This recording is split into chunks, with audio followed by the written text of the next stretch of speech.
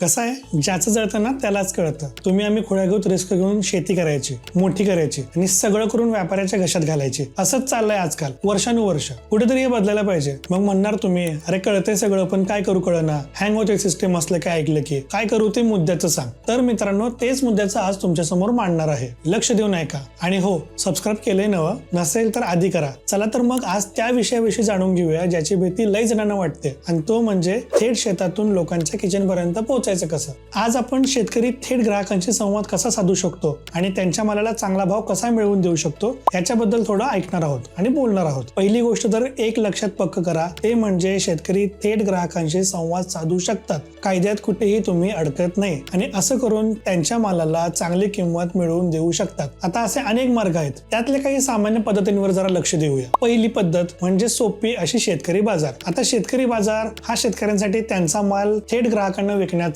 एक मस्त आणि सोपा मार्ग आहे. शेतकरी बाजार सहसा आठवडे किंवा 15 दिवसाच्या अंतराने आयोजित केले जातात आणि ते ग्राहकांना विविध प्रकारचं ताजं उत्पादन देतात. सोपं करून सांगतो, समजा आपल्याला माहित असलेली एक शिमला मिरची, तर कोण कोण त्याला डब्बू म्हणतं, तर कोण काय असो. तर ही डब्बू मिरची रिटेलला म्हणजे कस्टमरला विकली जाते साधारणतः 80 ते 120 रुपये किलोला. आणि मार्केटमध्ये आपल्याला किती रुपयाला मिळते, मग किती रुपयाला आपण विकतो, 35 ते 45 रुपयाला. आता विचार करा, तुमच्या शेतात होणारे डब्बू तुम्ही ठरवून आठवडी बाजाराला विकायला सुरुवात केली तर होणार असं की तुम्ही डायरेक्ट 80 ते 120 चा रेट मिळवू शकणार. चला, तुम्ही 70 ला विकली तरी पण 35 रुपये मिळणार, तिथं तुम्हाला 70 रुपये मिळणार आहेत. मग मी कुठं म्हणतोय सगळ्याच्या सगळं तुम्ही डायरेक्ट कस्टमरला विका, 1/4 डायरेक्ट विका, बाकी 3/4 नेहमीप्रमाणे मार्केटला विका. आता कोणतं मार्केट कसं निवडायचं यावर एक स्वतंत्र व्हिडिओ केलाय, तो आधी बघा. लिंक मी डिस्क्रिप्शन मध्ये अनेकदा टाकतो. अनुभव घ्या, खूप सारे आठवडे बाजार शोधून काढा आणि मग हळूहळू हे 1/4 भाग निम्म्यावर आणा. कसं आहे ना, नुकसान नाही झालं पाहिजे पण फायदा मात्र जास्तीत जास्त झाला पाहिजे. दुसरं, आता हे लय लोकांना माहिती नसते की असं पण काहीतरी असतं, ते म्हणजे समुदाय समर्थित शेती अर्थात CSA. आता CSA हा कार्यक्रम ग्राहकांना शेतकऱ्यांच्या कापणीचा एक हिस्सा खरेदी करण्याची परवानगी देतं. म्हणजे तुमच्या मालाला रेट किती मिळणार हे साधारणतः एक आठवडा आधी ठरतं. म्हणजे तुम्हाला एक फिक्स रेट मिळतो आणि CSAच्या सदस्यांना शेतकऱ्यांकडून ताज्या उत्पादनाचा एक बॉक्सही मिळतो. झालं ना, तुम्हाला रेट मिळाला आणि त्यांना चांगला माल मिळाला. आता तिसरा, हे फॅट जरा जास्त वाढाले आणि मी स्वतः तुम्हाला ही गोष्ट रिकमेंड करतो, ते म्हणजे ऑनलाईन विक्री. शेतकरी आपला माल थेट ग्राहकांना ऑनलाईन विकू शकतात. किसान सर्व म्हणा, किसान कार्ट म्हणा, किसान कनेक्ट म्हणा, यासारख्या अनेक कंपन्या ऑनलाईन प्लॅटफॉर्मचा वापर करत आहेत आणि तिथून शेतकरी त्यांचं उत्पादन डायरेक्ट कस्टमरला विकू शकत आहेत. आता इथं काय होतं की शेतकऱ्यांना कंपनी एक रेट आधीच सांगते, मग तुम्हाला पटलं तर तुम्ही त्यांना माल द्या, नसेल पटत तर आहेच वरचे सांगितलेले ऑप्शन. पण अशा कंपन्यांसोबत काम केलं की दोन गोष्टींमध्ये फायदा होतो. एक म्हणजे आपला ट्रान्सपोर्टेशनचा अख्खा खर्च वाचतो आणि दुसरं रेट आधी कळतो, त्यामुळे त्याला शाश्वती राहते की बाबा नुकसान नाही होणार या सौद्यामध्ये. आता चौथा, तो म्हणजे सोशल मीडिया. शेतकरी थेट ग्राहकांशी संवाद साधण्यासाठी आणि त्यांच्या उत्पादनांची जाहिरात करण्यासाठी सोशल मीडियाचा वापर करू शकतात. मग तुम्ही फेसबुक वापरा, इन्स्टा वापरा, स्वतःचं ऍप करा आणि त्यातून माल विका, किंवा आजकाल ते व्हॉट्सअप बिझनेसचं एक आलंय,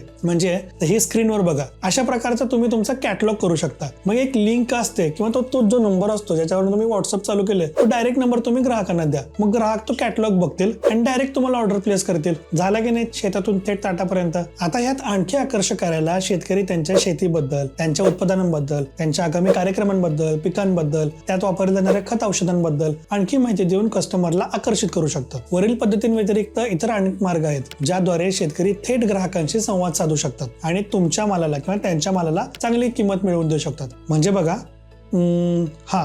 फूड फेस्टिवल आणि फूड इव्हेंट्स मध्ये सहभागी व्हा. फूड फेस्टिवल आणि इव्हेंट्स हे शेतकऱ्यांसाठी ग्राहकांना भेटण्याचा आणि त्यांच्या मालाचा ऍडव्हर्टाइज करण्याचा किंवा प्रचार करण्याचा एक मस्त मार्ग आहे. शेतकरी फूड फेस्टिवल आणि इव्हेंट मध्ये त्यांचे उत्पादन विकण्यासाठी एक साधारणतः बूथ खरेदी करू शकतात किंवा रेंटवर घेऊ शकतात. दुसरं, शेतकरी सहकारी संघात सामील व्हा. शेतकरी सहकारी संस्था शेतकऱ्यांच्या मालकीच्या आणि चालवण्यात जाणाऱ्या संस्था आहेत. सहकारी संस्था शेतकऱ्यांना त्यांच्या उत्पादनांची विक्री करण्यासाठी आणि त्यांच्या मालाला चांगला भाव मिळवून देण्यासाठी मदत करू शकतात. तिसरं, रेस्टॉरंट आणि इतर व्यवसायांसह भागीदारी. शेतकरी त्यांची उत्पादने विकण्यासाठी रेस्टॉरंट आणि हॉटेल्स आणि इतर व्यवसायांमध्ये सोबत भागीदारी करू शकतात. उदाहरणार्थ, रेस्टॉरंटला ताजे उत्पादन पुरवण्यासाठी शेतकरी रेस्टॉरंट सोबत भागीदारी करू शकतात. आता हा बघायला गेलं तर हा एक मस्त पैसे मिळवून देणारा मार्ग आहे. हॉटेलची मागणी फिक्स असते, तुम्ही फक्त सप्लाय करा, क्वालिटी चांगली ठेवा, मेंटेन करा, बस. एवढं सगळं ऐकल्यानंतर जे शेतकरी आपली उत्पादने थेट ग्राहकांना विकण्याचा विचार खरंच मनापासून करत आहेत त्यांच्यासाठी काही टिपा. पहिली, तुमच्या ग्राहकांशी नाते निर्माण करा. नातं महत्वाचं. शेतकऱ्यांनी त्यांच्या ग्राहकांची नाते निर्माण करणं